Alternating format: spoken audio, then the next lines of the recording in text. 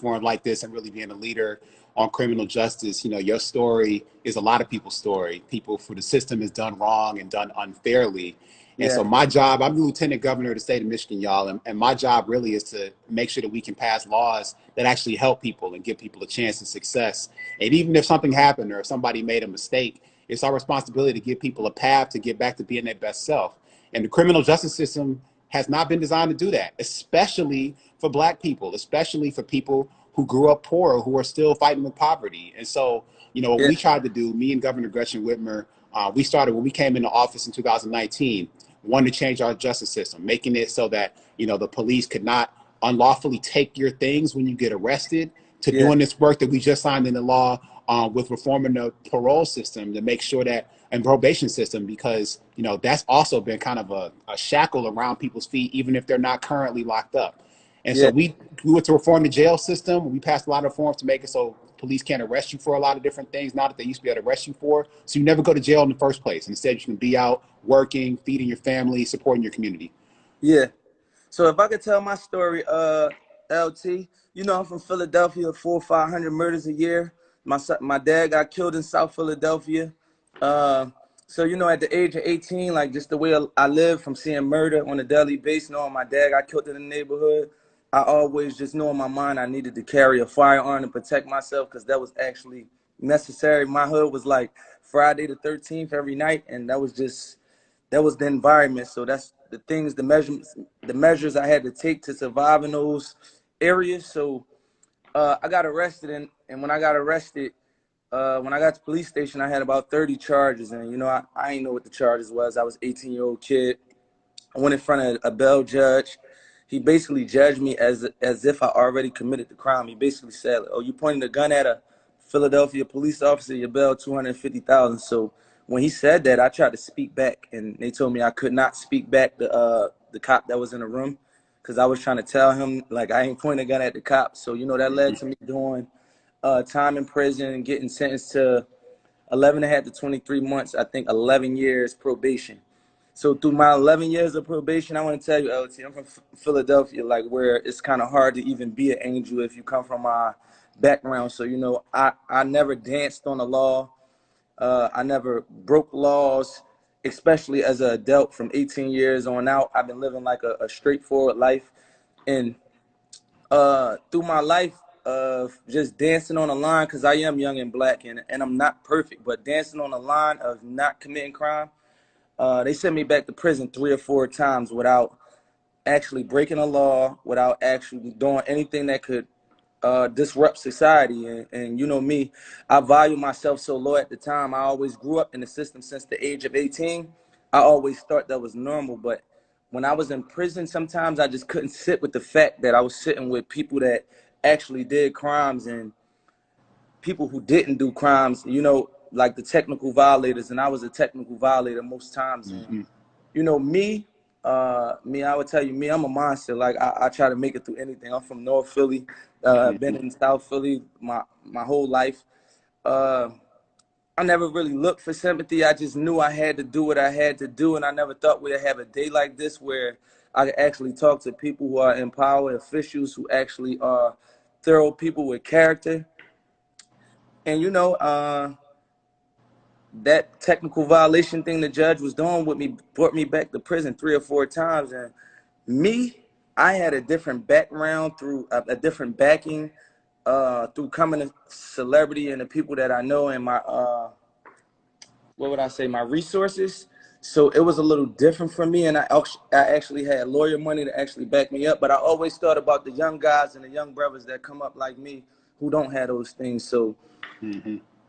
when I seen people come out in Philadelphia and stand up for me and march for me, that just made me know I needed to dedicate a piece of my life to helping people get back and not go through what I went through. Like a lot of people say, they only hear us talking about people getting out of prison, but we talking about people who don't belong in prison, people who are trying to rehabilitate their lives and move on to that next stage of their life if they did commit a crime. And you know, once I got out, I linked with Michael Rubin, Jay, the Reform Group, everybody, Jessica Jackson. And you know, the support was unbelievable how they were supporting me. So, you know, I wanted to put that on the ground and really make sure that worked for the people, our people actually. You know, black and brown people go to jail at an alarming rate. Most prisons I've been at, 25% of the prisons were just technical violations. People who smoke weed, people using drugs, addicted to drugs. And, you know, I just always knew that wasn't right. So being here today, LT, I'm just glad that I could get this opportunity to be a part of it. I don't care if I was the one that had to go through some little rough shit to help thousands or millions of others. Just knowing that we don't have caps, that now we'll have caps on probations where people can't just take your freedom at the drop of a button. I call it what I always called it. I called it death by paper, because we always talk about, like, if one cop kill a black man, I think more about the courtrooms where people get killed on paper on a daily basis. And I just always kept that in the back of my mind. And the situation landed in my lap. I think it's God that put it in my lap, and I'm just gonna own it. I always tell people I'm gonna remain a rapper. I'm gonna remain Meek Mill. I ain't gonna be breaking the laws, but I'm gonna own reform. I'm gonna make sure the voice spreads as far as it can. If for brothers like you who really put in a lot of work that's in those offices, I make sure I use my platform to push y'all away so we can keep this thing, keep it going from state to state, and make real change. No doubt, man. I mean, that's what leadership is all about, man. I just really appreciate you for being willing to tell your story and for really making sure that people know that there is a path and that there are people fighting. There are people like you working in states all across the country. And you know, you talk about you from Philly, I'm from the east side of Detroit. Like, I hear Yeah, you in terms of stuff being really real, you know, yeah. where So we you come from. understand? And yeah, and needing to make sure, though, that there's a path. And even if people make a mistake, something else we did in Michigan is, even if you have something on your record, we made it so that parts of your work can be automatically cleared, you know, after a certain amount of time, so you can have full access to be your best self and live out your dreams. I know you care about getting out our dreams, right? And living Yeah, out your dreams and being able to be a full person, participate in the economy, you know, do whatever you start a business, whatever you want to do. And that has been something that's been holding people back. And especially something else that we did in this whole bill package, Meek, is, you know, I know when you went to jail, you were in jail for months before you even had a trial. And yeah, in Michigan, more than half of the people who are in jail are there without even having a trial. And that's basically locking people up, separating them from their family. They can't work, they can't provide. And it's just really disrupting your life. And you literally haven't been charged with anything. That yeah, is wrong. And so we're trying to end that in Michigan. And I think if we can end it in Michigan, we can end it across the country. And so we're trying to show leadership like that. And I think people like you, the Reform Alliance, you using your platform, yeah, Jay, Van, Jessica, Ruben, the whole crew, really just putting all these resources behind this movement. That's how we're going to make change. The movement can be so big and so strong that nobody can stop it.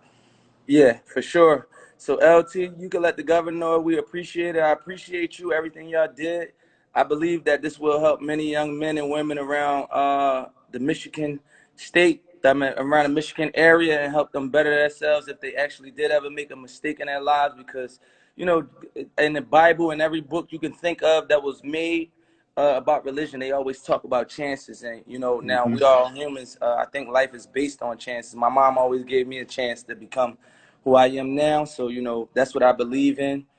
It's always good. I wanted to do this on my Instagram to show face for people like you and give people like you the credit that you deserve, so people can actually know who the people are pushing for them. Because me, before I got in this world, I did not know anything about the system, who was pushing for me or who was against me. So, you know, Yeah. my platform is always available for people like you. And I just want to say thank you for y'all for passing the bills. But much respect, man. I appreciate that. I know I got this shirt that said "Everybody versus Injustice" because I Yeah, for think that's sure. really what this is all about, right? We have to Yeah, make sure we step up and stand tall for the people who, you know, like you said, you may not have a voice, have a platform. You might feel like you're alone when you're yeah, being sort of pressed down by the system, but we need to let everybody know they're not alone, that we yeah. can help, that we can hear, we can provide a path out. So that's what it's about, man. So thank you for being you, man, for real. I And appreciate you. before you go, like, that's the biggest sense of hopelessness for kids in the ghetto when they get caught in the system. They think it's not help, and they think their lives are doomed forever. So, you know, when you think your life is doomed, you don't value yourself to a higher level. So, you know, Mm-hmm. if they know they got help out there, I think it'll be like kind of a little bit better. We'll be working towards change and not just locking everybody up, throwing them in these little cells. That's right. That's appreciate you too, brother. Take care. Be safe. All right, thank you, man. No doubt.